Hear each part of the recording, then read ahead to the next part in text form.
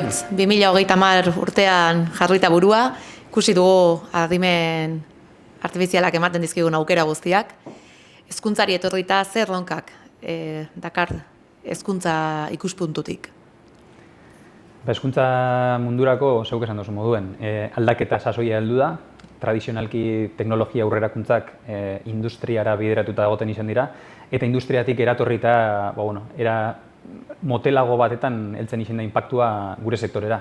Eta kasu honetan alderantzi gertatu da. Hezkuntza da lehenengo jodauan, itsasotzia jodauan izotz mendia, eta apurtu egin dau.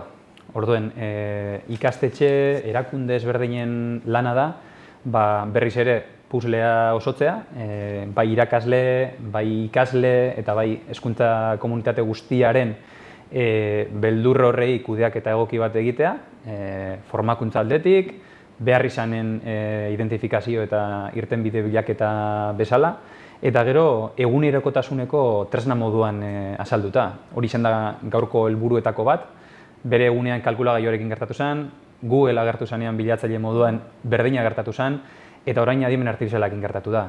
Ez dakigu zer izango den hurrengoa, etorriko dira aldaketa teknologiko gehiago, metabersoare horra aipatzen dugu, espazio fisikoa ez dela behar izango ikasketa prozesua egiteko, eta irakasleon, kasu honetan irakasleon lan lerroetako bat izango da, hori, lehenengo eta behin geu eroso sentitzea teknologiarekin, ez gara ja ezagutza komunikatzaile hutzak, ikasleen edo pertsonen heziketa prozesuko bide lagun gara, eta kasu honetan teknologia ere gure bide lagun izango da hemendik aurrerako bidean, eta lagungarri edo laguntzaile moduan.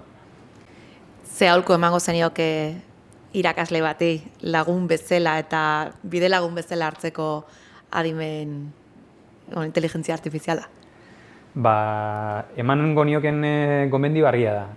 Badakigu irakasle perfil ezberdinak daukaguzala, ez da bardina ikasketak bukatu eta lehenengo sartzen den hogeta pik urteko irakasle baten perfila edo sisteman ja 30 urtez lanean dagoen irakaslearen perfila.